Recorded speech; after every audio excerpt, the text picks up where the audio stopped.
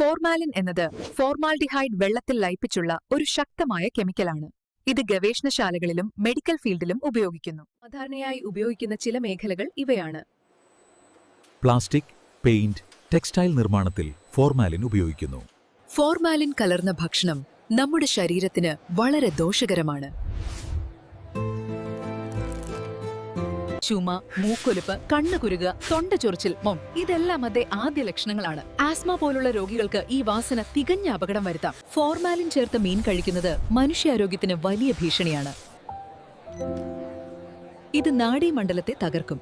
Formalin ചേർന്ന മീൻ ദീർഘകാലം കഴിച്ചാൽ ഹൃദയത്തിന്റെ പ്രവർത്തനം കുറയാനിടയുണ്ട്.